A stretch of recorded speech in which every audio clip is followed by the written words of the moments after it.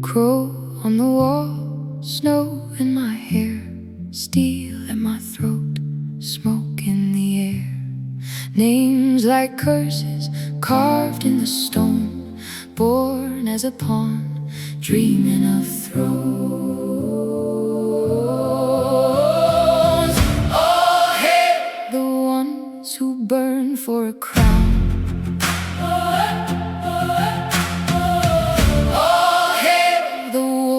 That won't bow down. Raise up the ruined, the broken, the bones. War writes the song of the DireWold. Hvad så, folkens? Welcome back to another video. We are going to continue our journey with the world of A Song of Ice and Fire. So, let's get to it. While Jon had worked his way into the ranks of the Free Folk as an undercover spy for the Night's Watch, the position of the Night's Watchman on the expedition beyond the Wall soon proved to be untenable. Lord Commander GRR Martin sent out search parties to ascertain the Wildling's position, while ordering the rest of his men to refortify their position. Okay. However, the works conducted on the already lackluster defences would prove to be little more than a mild inconvenience for what was to come. Really? While GR waited for the last of the search parties to return to the main force, a horde erupted from the winter mists, hundreds of wights, ranging from reanimated humans to animals, assaulting the Fist. The Watchmen quickly formed a defensive line, with archers upon the Fist repeatedly firing volleys into the trudging horde of wights. Yet, to their fear and dismay, this had little effect on their undead foes, who continued their interminable ascent. As they did so, the wights began to fall upon the defenders, making quick work of what had already been a meager force. Lord Commander Martin soon realized the situation was a desperate one. In a Hail Mary maneuver, he gathered a cadre of 50 men and broke through the never-ending tide of wights that continued to assail the fortification. Having made their way out of danger for the time being, GR Martin ordered a forced march to Craster's Keep, as the remaining 250 men of the Night's Watch were slaughtered at the Fist. The Free Folk would come upon this scene soon after. Gazing lachrymosely upon the corpses, the king beyond the wall would highlight the futility of the defense mounted at the Fist of the First Men. Yo, the Night's Watch is screwed. Was the 250 they lost? Damn, that's a lot of soldiers. Had I been fool enough to storm like the Night's Watch, I don't think the Night's Watch had that many soldiers to begin with. this hill, I might have lost 5 men for every crow I slew, and still counted myself lucky. But when the dead walk, walls and stakes and swords mean nothing. Although Jon feared for his friends, who may have lay amongst the ranks of the dead at the Fist, he shirked not the oath he had sworn to Corin prior to his death. Continuing his defector's facade, he attempted the mission which Mance presented to him, agreeing to go south of the wall with Ygritte as they joined the company commanded by Styr and Jarl for the treacherous crossing. Here, in what was to prove an uncharacteristic lapse of heart, Jon fell in love with Ygritte and broke his vow of chastity. Meanwhile, by the time the remaining 44 Night's Watchmen had completed their forced retreat to Craster's Keep, most of the survivors began to question the leadership of Lord Commander Martin. Trapped within the hall due to horrific weather conditions raging outside, a further 4 men died, while another 8 were left incapacitated by way of wounds previously sustained or illness. This left a force of 32 men who were still capable of fighting, all of whom soon began to strain Craster's resources and patience. The tension came to a head when such members of the Watch demanded more food from Craster. When this was tersely turned down, they lost their temper and called Craster a bastard. Sufficiently angered, Craster vaulted the table to assault the Blackcloaks. Almost immediately, his throat was slit by a watchman, Dirk. Dirk then placed the still bloody knife to the throat. That's so stupid of Craster to like pick a fight, like you're outnumbered, like one dude to like, what was it, like 39? Throat of one of Craster's wives, demanding that she show them where the food stores were kept. Lord Commander Martin attempted to intervene, demanding that Dirk unhand the woman. Here the altercation became a mutiny. Garth of Greenaway stood in his way, while Ollo Lophand stabbed his commander in the stomach. The chaos that ensued resulted in the death of several brothers, among them the Lord Commander, with a dozen loyalists returning to Castle Black to inform the now leaderless Watch of what had transpired upon the Great Ranging. Meanwhile, Jon successfully scaled the wall. Others in his party were unsuccessful and plunged thousands of feet to their deaths. Wait, how big is the wall? 1 second. The survivors. Alright, so the wall is 700 feet, which is 213 meters tall. That's insane. And its range is 300 miles, which is 483 kilometers. That's how long it is. That's insane. Jesus. Wow. Like the wall itself is longer than like my country.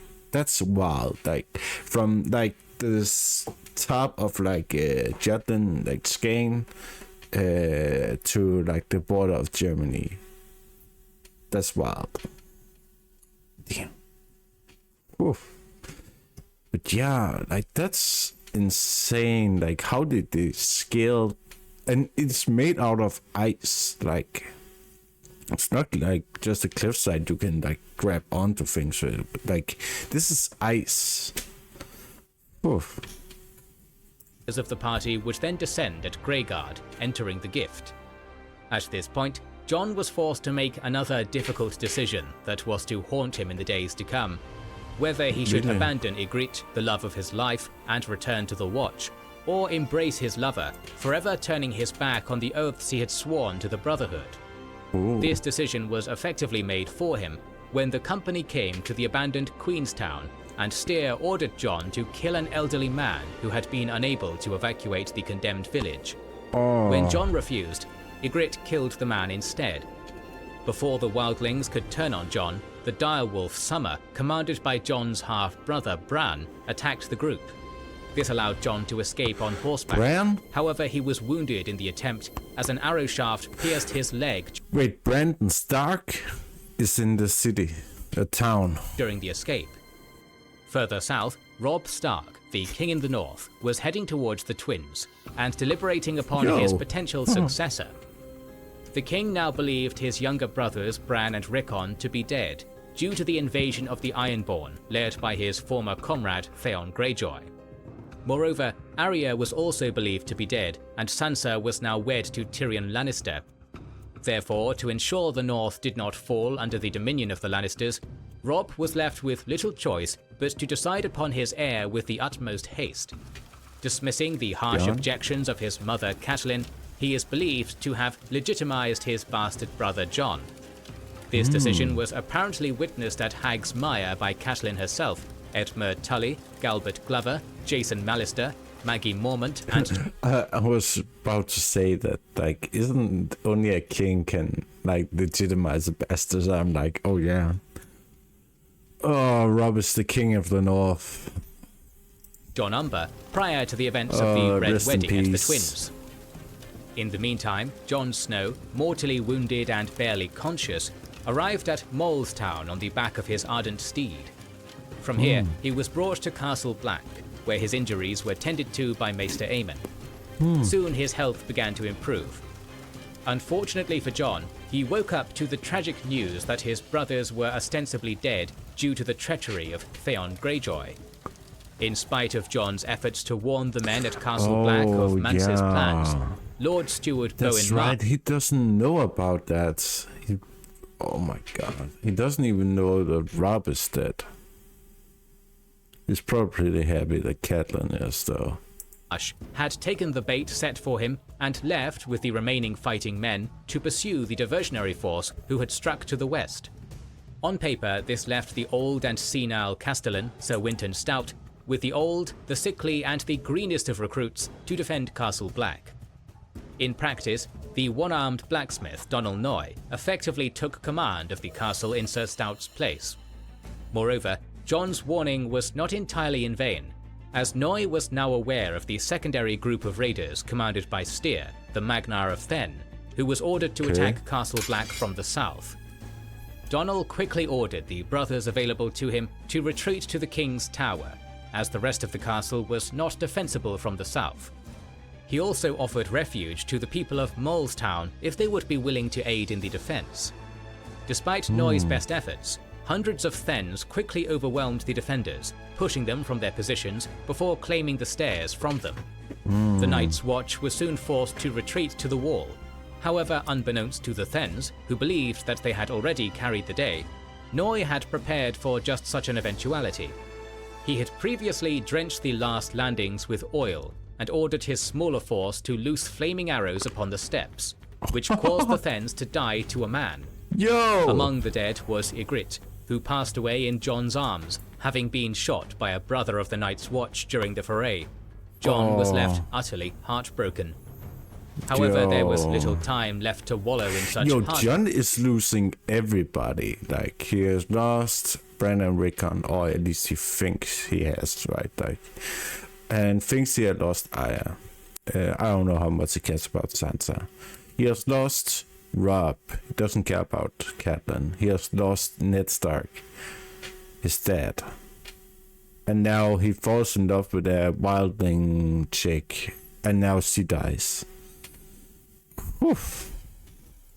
Break, as Mance's main force would soon arrive outside the gates of Castle Black, and Donal Noy required all the capable men available to him. Mance initially camped his host half a mile north of the wall, which the Watch spotted during the dark of night. 2 sentries sounded their horns, alerting Noy to the danger, who ordered that barrels of burning pitch be fired from the wall by trebuchet to obtain a greater view of what forces were arrayed against him. A dozen jars of lamp oil were set ablaze by the Watch, which were shoved over the edge one by one to further add to the conflagration.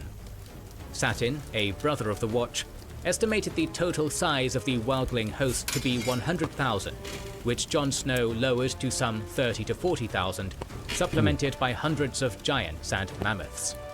On the other side, the wall was defended by some 34. Hundreds. Yo. Like, how many resources are north of the wall? Because I did not think there was that many people up there. Like, that's insane. Oof. Able-bodied brothers. Command of the wall was given to Jon when Donal realized that the Free Folk had no ladders capable of reaching the wall's summit. The one-armed blacksmith instead acknowledged that the battle would be decided at the gates of Castle Black. As a result, he took with him 2 archers and 2 spearmen in order to ensure the gate was held.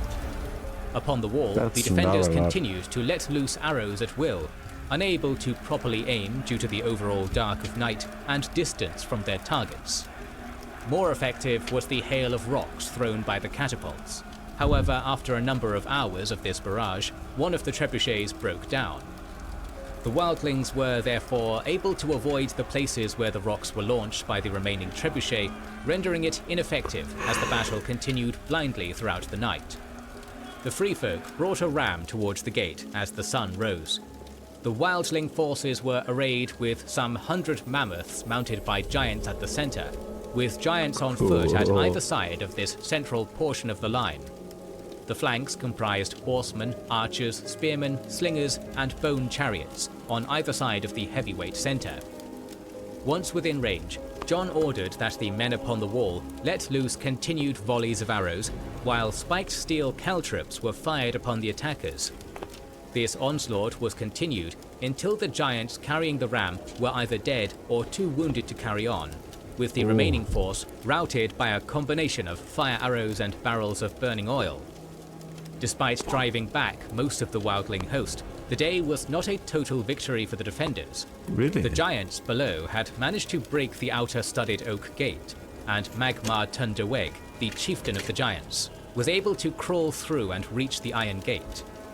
The 5 warriors of the Watch engaged in a desperate final stand with the giant, and in the end, all 6 were slain, sacrificing themselves to a man to bring down the King of the Giants.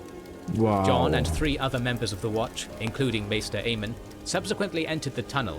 However, in a turn of good fortune, they found that a slain mammoth now blocked the entrance to the damaged gate.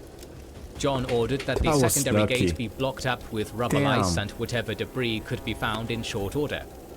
As he attempted to yield command to Sir Stout as the last remaining knight in the castle, Aemon informed him that Sir Stout was no longer able to fulfill such a role, and command had in fact passed to Jon. The battle would drag on for many days, with neither side capable of fully exhausting the other. However, this was not a stalemate, for the longer the conflict continued, the more likely it was for the Wildlings to grasp victory. Yeah. This was due to the fact that the Watch was already running low on supplies, having run out of oil and barrels of pitch, along with their stockpile of arrows. Yeah, and losing 250 men at the Fist of the First Man doesn't help. Reached Castle Black of the victory at the Bridge of Skulls, where the greater force of men from Castle Black, led by Bowen Marsh, defeated a Wildling force led by the Weeper at the gorge near Shadow Tower. Nice. Jon was now fully aware that no further aid from the Watch would be forthcoming, and when he called upon the people of Molestown to join in the defense, he discovered that the settlement had been abandoned. In the interim, the Free Folk had constructed a device which came to be known as the Turtle. It was described as a hull turned upside down and opened fore and aft, a long hall on wheels. The Turtle had a rounded top and 8 huge wheels, and beneath it was a stout wooden frame covered with numerous layers of raw mammoth skin atop sheepskin and pelts, in order to avoid it being set alight.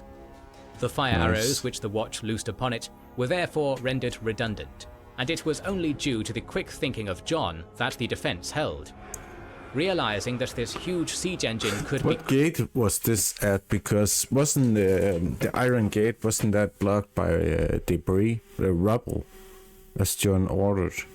crushed as it drew close enough, Jon sought out the aid of Gren, Owen the Oaf and kegs, and with them pushed 4 stout oaken barrels filled with crushed rocks off the side of the wall. This caused the wildlings to flee as the turtle splintered from the front, leaving the free folk attempting to clear the debris vulnerable to a barrage of arrows. This had bought the Watch time in their defense of the wall, yet this was but a momentary respite in the unfurling onslaught which had been loosed upon them, as the Watch now stood alone, or so it seemed. Time and again, the Night's Watch had thrown back the tide of free folk, which sought to overwhelm the defenses of Castle Black. What do you mean please don't say the Boltons are coming to help out, now that they are leading the North. However, each successful repulsion came at a huge cost to the already depleted Brotherhood. One would believe that the return of Sir Alistair Thorne and Janos Slynt would bring with them a degree of intelligence and leadership nous, which could prove pivotal in the dying embers of the conflict.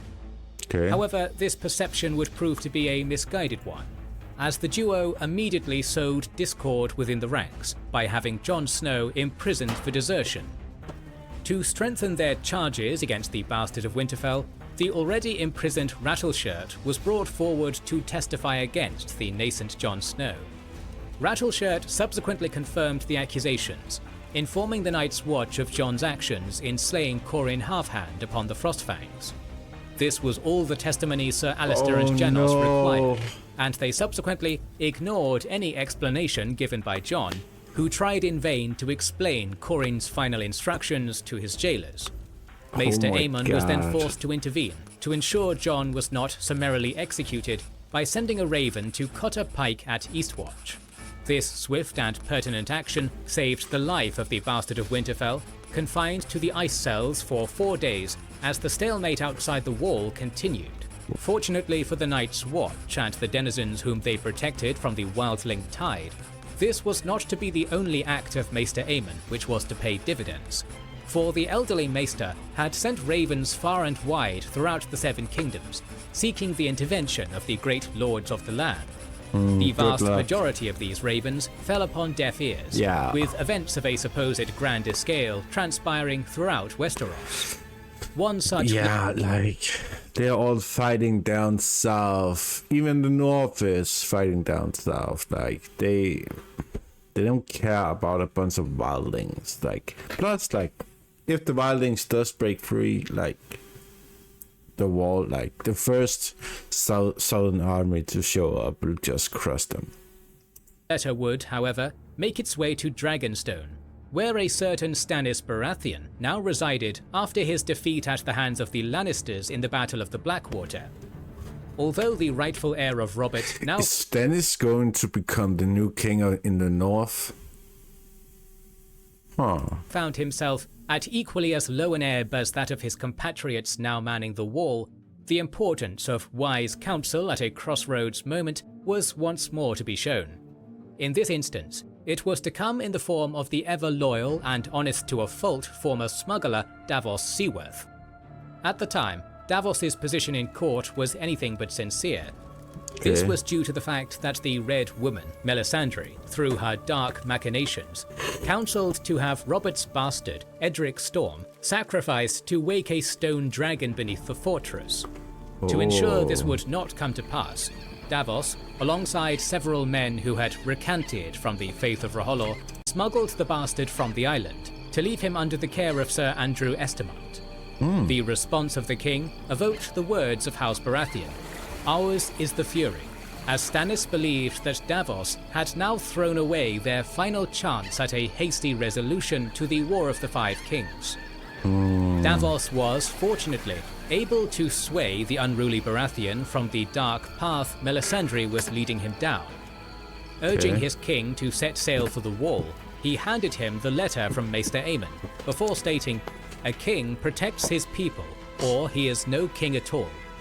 Stannis, a man wed to duty, accepted this call for aid, and allowed Melisandre to sacrifice a man to R'hllor, which gained the fleet favourable winds on their voyage north.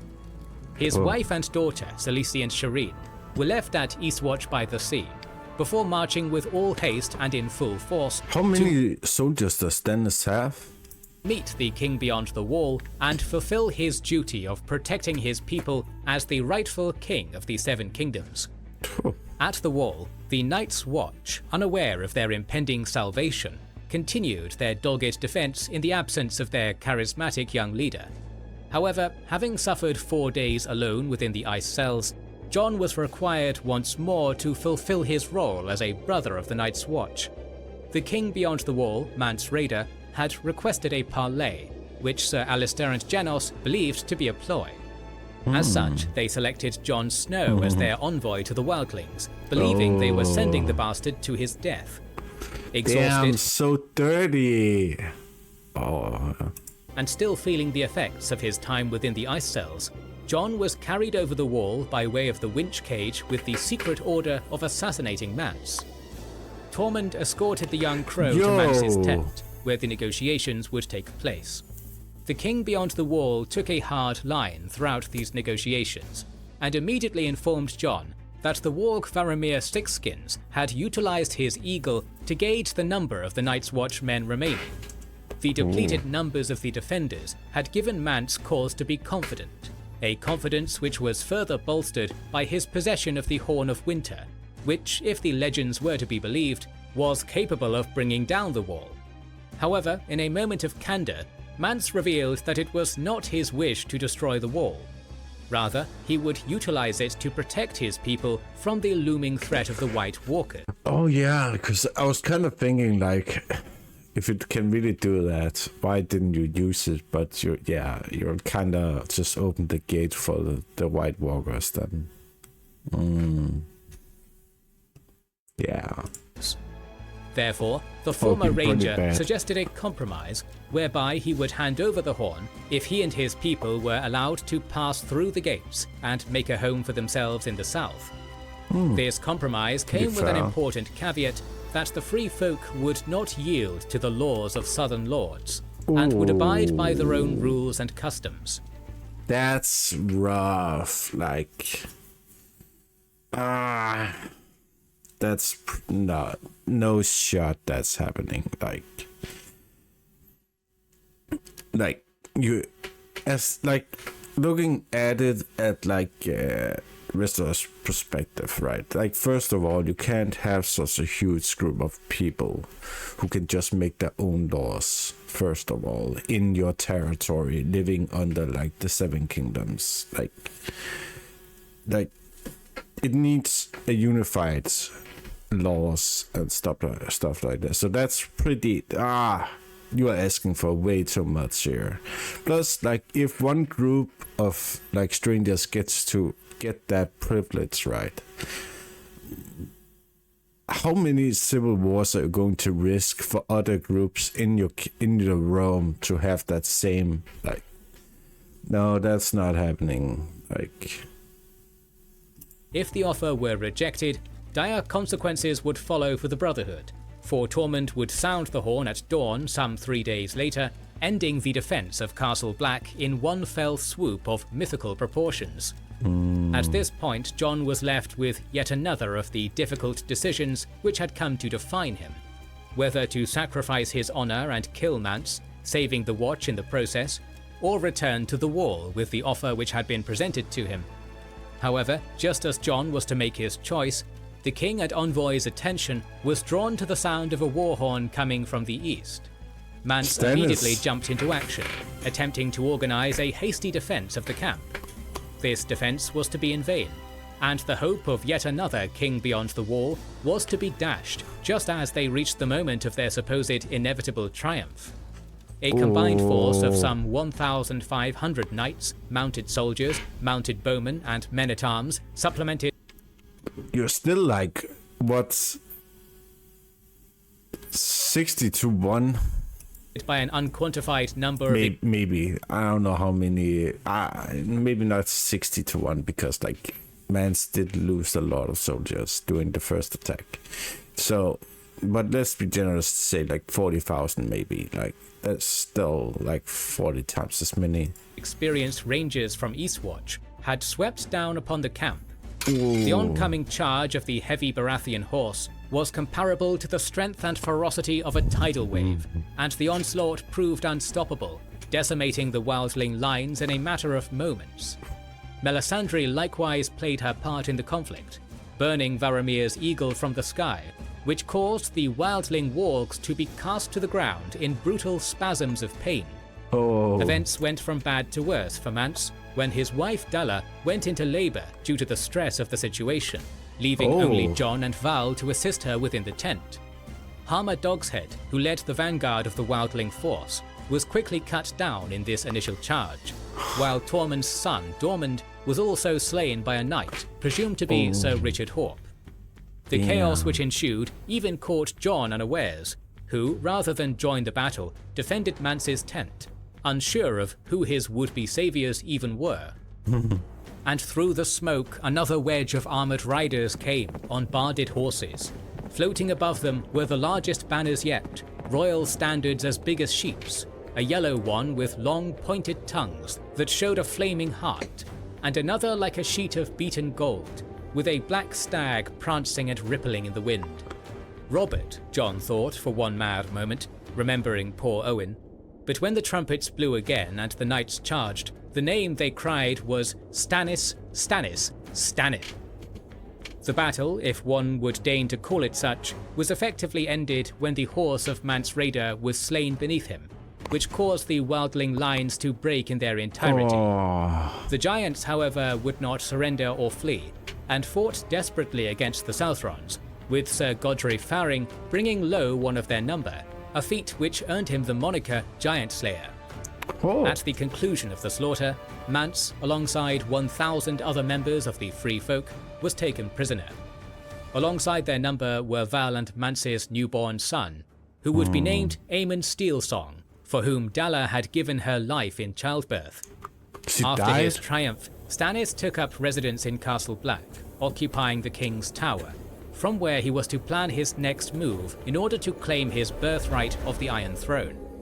The former Lord of Dragonstone was quick to assess the options available to him, and offered to legitimize Jon Snow and name him Lord of Winterfell in return for helping him secure the loyalty of the North.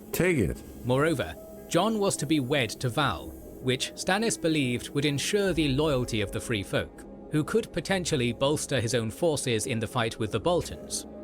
The Night's Watch was also forced to begin the vote for the new Lord Commander, following the death of Jeon Mormont at Craster's Keep. Yeah. However, the Watch remained a disunified organization, and after 10 days of deliberations, no such Lord Commander had been decided upon. This frustrated Stannis, who wished to negotiate over possession of the new gift and a number of the castles of the Watch. Stannis' patience continued to wane during this stalemate, and he threatened to choose a Lord Commander for them if they could not do so themselves. Samwell Tarly quickly realized that Janos Slynt was on the verge of winning the vote. Through his own initiative, Sam negotiated with Sir Denys Mallister and Cotter Pike, who held command of the Shadow Tower and Eastwatch by the Sea, to give up their claim to the Lord Commandership and support Jon instead. As a result, Jon Snow was elected to the position of Lord Commander of the Night's Watch, entirely unaware of his own candidacy and during a period in which he was still deliberating upon Stannis' offer. Having refused the offer of the king, a disbelieving Jon was subsequently elected the 998th Lord Commander, to the chagrin of Stannis, who had hoped to use him in a role which could quickly turn the tide against the Boltons throughout the north. However, Stannis remained a practical and rational... I mean, Stannis' offer is good, but Jon can't leave the Night's Watch. He sworn oath. Wouldn't the Night's Watch just kill him? I mean, Stannis does have a couple of thousand men with him, so, like, what is the Night's Watch going to do about it? Man, and quickly pivoted in order to ensure he could still make the most of his current position. Okay. Having gleaned what he could of the White Walkers from those present in Castle Black, word was hastily sent to the Castellan of Dragonstone, Sir Roland Storm, to begin mining dragonglass to counter the threat posed. Allowance was also made for the free folk to pass through the wall and settle within the gift. However, this offer hinged upon the willingness of the Wildlings to convert to the worship of R'hllor, an offer which was taken up by the Lord of Bones and the newly minted leader of the Thenns, Sigon, who led their followers south. Mance Rayder was supposedly burned at the stake for treason and defiance, but unbeknownst to those who would witness the execution, the individual who was killed was not Mance, but Rattleshirt. Stannis would require a man of Mance's talents in what was to come, and as such, allowed Melisandre to place a glamour upon the unfortunate Rattleshirt, leading the majority of those living within the north to believe the king beyond the wall had perished. Those who came south only made up a minority of the wildlings who had survived the battle. A far greater proportion of the remaining free folk had fled into the haunted forest. Many followed a rider who led them to the Milkwater, with hundreds more following a warrior of dour temperament to Thenn. The vast majority followed Mother Mole to Hardhome, a number estimated by Bowen Marsh to be some 6,000 wildlings, while a further 3,000 wildlings followed Tormund. As one of his first acts as Lord Commander, Jon Snow sent Val into the haunted forest to find Tormund and begin negotiations with his one-time friend and ally. However, Jon's amiable and reconciliatory treatment of the wildlings would ultimately widen the rift amongst the Brotherhood, which, even in the direct aftermath of the battle beneath the wall, had begun to fester. As the dust settled upon the twin shocks of the victory over the Wildlings and the election of Jon Snow to the post of Lord Commander of the Night's Watch, an uneasy status quo was established. Stannis took up residence within the King's Tower, whereas Jon Snow assumed the quarters of the now deceased Donal Noy. Jon's first act as Lord Commander was to institute mandatory archery practice for all members of the Watch stationed within Castle Black. Immediately, his tenure How is that not already standard? Was beset with tension, for Jon quickly realized that his new royal ally Stannis may pose a threat to Maester Aemon and Mance's son, who may consider burning them at the stake for his Red God due to their royal blood. As a preventative measure, Mance's son was swapped with Gilly's child, and Samwell Tarly was sent away to train to be a steward at the Citadel with Aemon, Gilly and the child in tow. Stannis, meanwhile, had taken on the title of King of Westeros, and had already hatched plans to use Val to seal the peace between the men of the North and the Wildlings. Furthermore, as part of the agreement between Jon and Stannis, food and shelter were to be provided to Stannis' warriors. This was in conjunction with Stannis assuming control of and garrisoning the Night Fort, and also being granted leave to settle those amongst the free folk who would come south of the wall.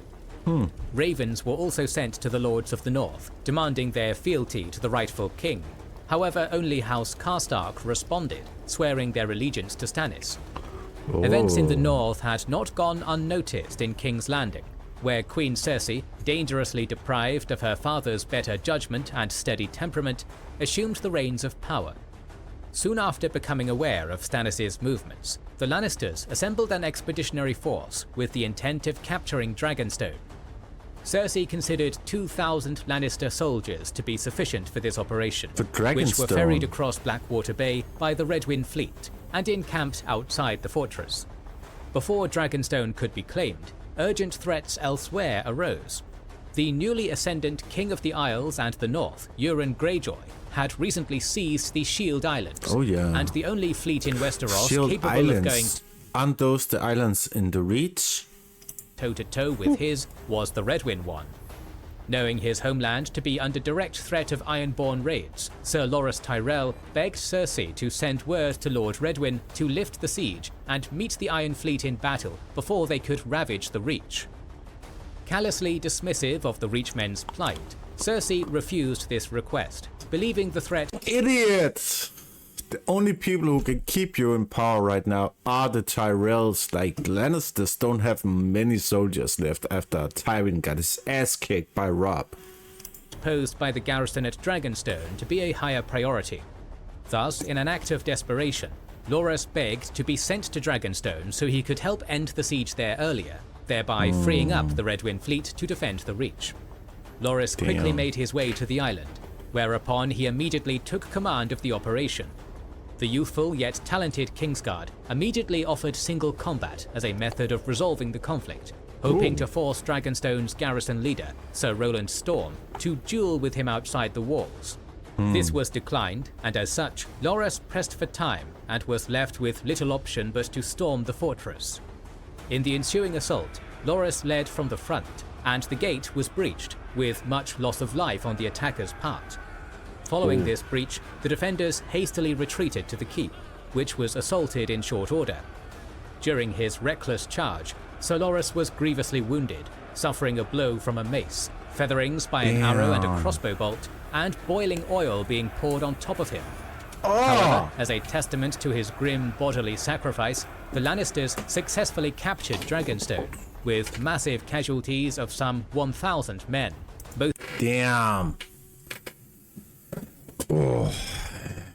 Most of which were the youngest and most promising flower of King Tommen's army in the aftermath. Sir Loras was now ostensibly on death's door on the shores of Dragonstone. However, the Redwyne fleet was now free to return and counter the Ironborn incursion. Nice. Cersei would also task Lord Roose Bolton, now assuming the mantle of Warden of the North, to deal with the direct threat of Stannis and his freshly victorious army. Cersei was likewise furious over appointing a scion of House Stark to the role of Lord Commander of the Night's Watch, bastard or not. As a result, the small council agreed that Lord Snow must be removed from command. Initial suggestions for dealing with the matter included Grand Maester Pycelle's proposition that the Crown should refuse to send any further recruits until Jon was removed from command. Can the Crown do that? However, Qyburn's proposal was much more to the Queen Regent's liking, for he suggested that 100 recruits should be sent to the Wall with specific orders to execute the bastard son of Ned Stark. Cersei bought into this plot and made arrangements to send one Sir Osney Kettleblack as the head of such a force. However, before this plan could move beyond the conception stage, both Cersei and Osney were imprisoned by the Faith of the Seven. Back in the north, matters were proceeding less smoothly for the nascent Lord Commander, as he suffered constant harassment from the king's men amongst Stannis' warriors. This culminated in the Red Priestess advising Jon to keep his direwolf ghost nearby at all times, due to the threat of daggers in the dark. However, the full capability of Melisandre to provide true and accurate portents of the future remained in doubt, as Maester Aemon, on his journey to the Citadel, became convinced that she had been mistaken in declaring Stannis as Azor Ahai Reborn. perhaps due to the fact that through omen and the tenuous interpretation of ancient prophecy, it was Jon who was set to become the leader his people required in such uncertain times. As such, Jon found the will to resist. Like the way Sam, he just said that. The indomitable Stannis, and rejected his proposals to assume control of all the unoccupied castles on the wall, thereby asserting the Night's Watch's sovereignty from the Baratheon army. Further pressures also mounted from within the Night's Watch, in the guise of a certain Janos Slynt, who had played an active role in the death of Jon's father. Jon ordered the former leader of the Goldcloaks to garrison the abandoned fortress of Greyguard.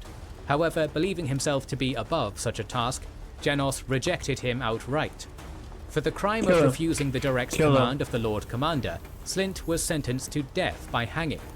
However, in recalling the lessons of his father and the laws of the First Men, Jon decided to personally behead Janos Slynt himself.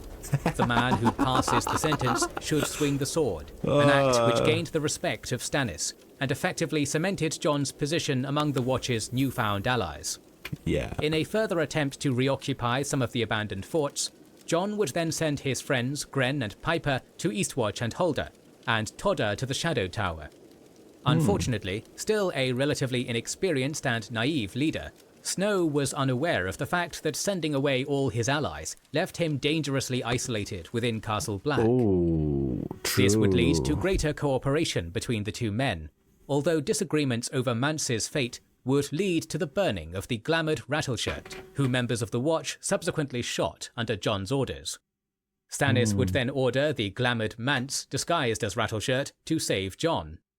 The next element of Stannis' plan was the taking of the Dreadfort and the defeat of Roose Bolton, in order to retake the north, which he planned to utilise as a launch pad for his further conquests. Sir Davos was sent to White Harbour in order to sway Lord Wyman Manderley to his side for the conflict to come. The support of half of House Umber was also won, with their leader, Morse Umber, pledging his men for the battle. However, the house was still divided, as the Great Johns remained captives of the Lannisters. Now, with as much support as he believed necessary, Stannis made preparations for an immediate march upon the Dreadfort, which had been left vulnerable by Ramsay Bolton, as he had left to retake Moat Cailin from the Ironborn. Fortunately for the last surviving Baratheon, Jon offered his counsel, forcing him to acknowledge that the plan was doomed to fail, as his Wildling warriors would turn the north against him, and they would be spotted long before they reached the Dread Fort. Jon instead advised that Stannis meet with the mountain clans, foremost amongst them the Flints, Wells, Norries and Liddles, who would be more likely to pledge to the king. Jon further suggested the target of Deepwood Motte, which could be more easily taken from the Ironborn. Meanwhile, Sir Davos Seaworth was taken captive by Sir Wyman Manderley, who pretended to execute him to appease the Boltons, while secretly working against his new overlords in the Dreadfort, secretly promising Sir Davos his support if the old smuggler could find Rickon Stark. Stannis began his march south, swaying many of the mountain folk to his side, and engaging the Ironborn at Deepwood Motte. Stannis' 4,000 to 5,000 soldiers were able to quickly overwhelm the 200 Ironborn led by Asher Greyjoy, who was captured attempting to retreat from the battle. In the aftermath, Deepwood Motte was returned to the Glovers, which won much popular support for Stannis throughout the north. Meanwhile, Roose Bolton had returned to the north at the head of a combined force of Boltons and Freys, yet most surprisingly of all, with Arya Stark in tow. However, this woman, who was hastily married to the newly legitimized Ramsay Bolton, was not actually Arya Stark, but an impostor whose name was Jane Poole, the daughter of the deceased steward of Winterfell. Therefore, the Boltons, with their dubiously aligned allies from House Dustin, Hornwood, Umber, Cerwyn Rhyswell and Manderley, remained holed up in Winterfell, anticipating the coming of the Baratheons. This resulted in schisms within Stannis' army, for the Northerners within it advised a march upon Winterfell to save Arya, while the Southrons disagreed, with Stannis favouring the former. We all know what my brother would do. Robert would gallop up to the gates of Winterfell alone, break them with his warhammer, and ride through the rubble to slay Roose Bolton with his left hand and the bastard with his right. I am not Robert, but we will march and we will free Winterfell, or die in the attempt. So Yo, nice beats, and damn, what a glazing of the king. Oof. Damn, a long episode. Oof. A lot of stuff happened, honestly. I'm pretty curious, like, it's kind of bad for Jon to become Lord Commander. He could have accepted, like, the North by Stannis to become, like, the Warden. I don't think the Night's Watch would actually have done that much about it. And it is true, like, I don't know how many enemies Jon really have within the Night's Watch. But yeah, he should probably send more of his enemies to some of those places instead of his friends. Yeah. I did not expect Stannis to head up north, especially like in the condition he was in, right? Like in being like in Dragonstone with like just those few men he had left. Like, damn. Cersei is honestly an idiot that she's so paranoid to have like Jon Snow as Lord Commander of the Night's Watch that she will go as far as to intervene and try to get him killed. That's insane. Like, that's so wild. And her like dismissive ideology regarding like the Tyrells. The Tyrells are like the only ones keeping like the Lannisters in power right now. Like, if the Tyrells wanted to just take power right now, they could. They could just kill Cersei. Like, Cersei's such an idiot to piss them off. Like, damn. So yeah, I believe only like what 17 minutes left. I'm pretty curious to see what happens in the next area. So yeah. The original video will be down in the description, guys. If you guys want to check out some more Song of Ice and Fire lore videos, I'll have a playlist up on screen. If you guys want to check out some Middle-earth lore videos, I'll have another playlist up on screen. Otherwise, please like, share, subscribe. See you guys later. Bye. Bare feet in the furrowed ground, dust on my tongue, heat bearing down, sun like a hammer on my back, name I was born with, they took that. But my chains flow soft like water, running through this tired soul. You can bind my hands together, you can't cage what rivers know.